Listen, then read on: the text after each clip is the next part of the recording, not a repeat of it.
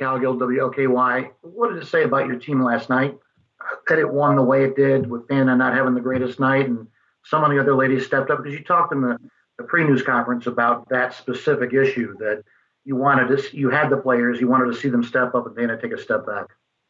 Yeah, I was really pleased, Fred. It's not the first time that we've seen that happened. Our home game against Clemson earlier in the season, Dane had gotten some foul trouble, and I had to pull her out. And it was like a 4 or 6 point game at the time, and we extended that thing out to about an 18 to 20 point lead. So it's not the first time that we've had to play without her on the floor.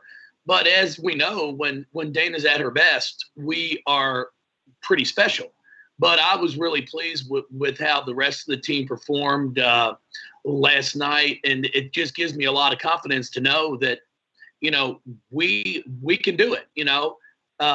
If she was to get in foul trouble or struggle, I'm able to get her out and give her an opportunity to gather herself, regroup, and then get back out there on the floor. Because we are definitely a better basketball team when she's playing at her best. Jeff, this is Kent with WHAS 11. You kind of anticipated there were going to be a ton of nerves, and you kind of saw that at the beginning of last night's game. Do you think for all these kids that was maybe their first experience, to get that behind them, do you feel like you'll have a much more confident team at the jump against Northwestern? Well, I would think so.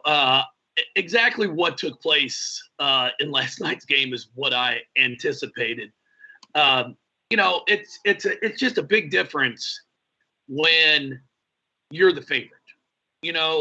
Mikasa and Dana have been in those situations before, but they also haven't been in the situation before when they've been the focal point, of the team.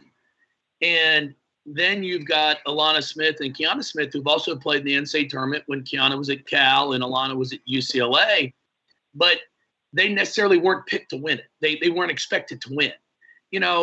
When you come in and you're a 15 seed, a 10, 12, an 11 seed, whatever it might be, all the pressure's on the lower seed. So I thought it took us a while to get adjusted.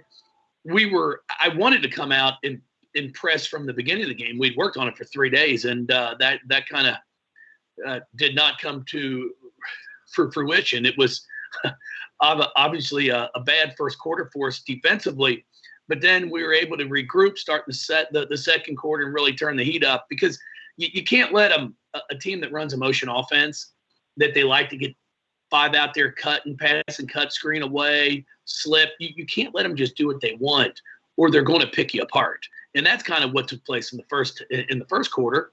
And then we missed 4 or 5 layups that I think now our jitters are out, and we'll play with more confidence tomorrow night.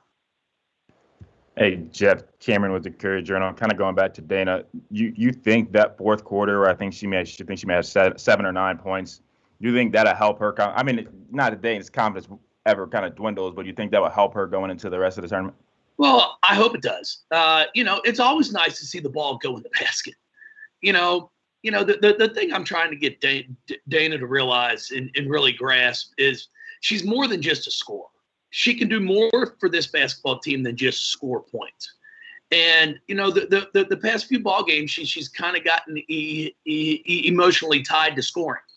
And I've got to get her, regrouped hopefully today at practice and then tomorrow morning shoot around, to realize the impact, what an impact she has on this team and for this team, even if she's not scoring. She can facilitate, she can defend, and just lead with the energy that you play with.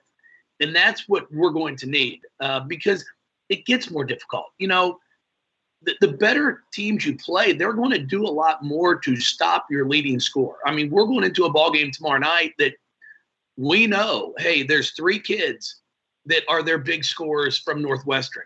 We've got to do everything we can to make others score. And we're fortunate enough to have a group that others have stepped up and scored throughout the year.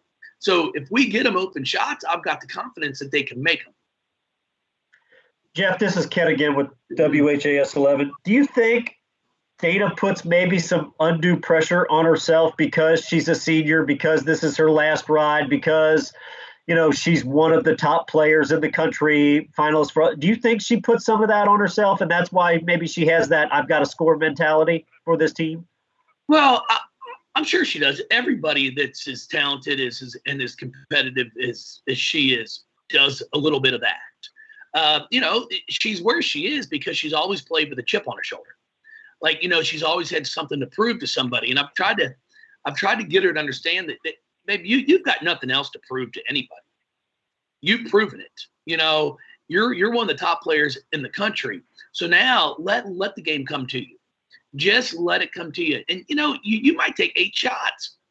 But if everybody else, if they're worried about you and others are getting open shots, that's just as important as the games that you've scored 25 for us.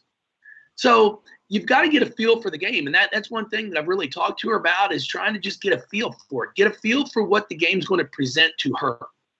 And then you just let it flow. It might be a first half where you only get 3-4 shots. But then that third quarter, all of a sudden the defense might open up at times for you because you've got others involved. And then that's when you get your opportunities. The kid's a competitor. She wants to win. There's no question about that. And we just gotta get her back here to playing like she did in January and in February, and just play with a joy. Jeff, hey, Jody Rick Dillon with that you're at Cardinal WDRB. When you ahead, look at this, when you look at the tournament, and you were talking last night about not only preparing for Marist, but also looking ahead and doing some things on Northwestern and UCF before. How do you divide up your scouts? How did you kind of do that going into this tournament with your staff? And 2 of your staff members have been with you for a long time, so I think they're kind of used to it. But how did you do that this year? Well, what we do, Jody, is we took the first game. Marist was JP. This was JP's first opportunity to play in an NCAA tournament game. So I gave her the first scout. So her and I had looked through some film and broken some things down, and she put a great scouting report together. And then when the draw came out, Steph and Sam, we just kind of went with who did they know? Central Florida, Steph has had an idea and has watched them actually throughout the year at different times. And then Sam Purcell knows a little bit more about the Big Ten. So when that came out, obviously Sam just took Northwestern. Steph was on Central Florida. And then once that game was played yesterday and finished up, we're all on it. Everybody's focused on Northwestern. You don't even look at any game past that. From here on out, you're just worried about that one in front of you. And that's really how we break things down. Hey, Jeff, Rick Bozich at WDRB. You mentioned Northwestern's 3 top players, and especially Veronica Burton, who's, I think, averaging over 4 steals a game. What are the keys of dealing with her? Well, with the way they play that zone, it's a tandem up top, and it gives her the opportunity to get into the backcourt and try and come up with a steal. She can be really aggressive because she knows the one behind her then is going to pick the ball up, and she goes weak side. So the way they defend in that zone, it gives her a lot of freedom, especially in the backcourt, to be able to try to create some steals. She's very active. She's got a high basketball IQ. She anticipates passes. Her feet are always moving. She's never stationary. So you can't telegraph a pass or she's going to take it. And then Pulliam is one of the best scorers that I've seen. Her pull-up jump shot reminds me of Angel McCautry. She shoots it high above her head. Very, very tough and strong. So those 2 especially, we're going to have to make sure that we know where they are at all times. And then, the biggest challenge for us is going to be Burton is second in the team, I believe, in offensive rebound from the point guard spot, which is going to be a challenge for Dana, for Narika, for Alana, Kiana, Haley. our guards are going to have to rebound the basketball tomorrow. And that's one area that we have struggled in at times. So we're going to have to make sure we really emphasize that today at practice, and then obviously tomorrow before the game. Hey, Jeff, this is Cameron again. You mentioned that zone, I guess, and I know you touched on the ball movement yesterday. Just how important will that be to beat in that Northwestern zone, because they seem to do a really good job of running people off the three-point line and not allowing you to get free looks there. They really do a nice job. It's a zone that Joe has played as long as I've known him, going back to his days at George Washington. It's hard to beat with the dribble. If you're going to dribble, it's got to be a shot fake, 1-2 dribbles, and find that next player who's open, because they are coming at you.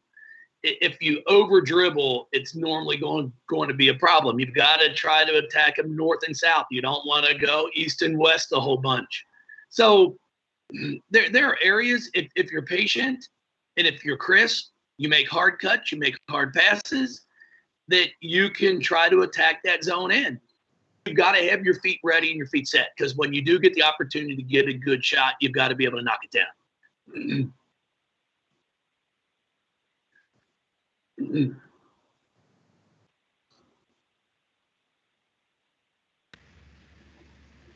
Anything else for Coach?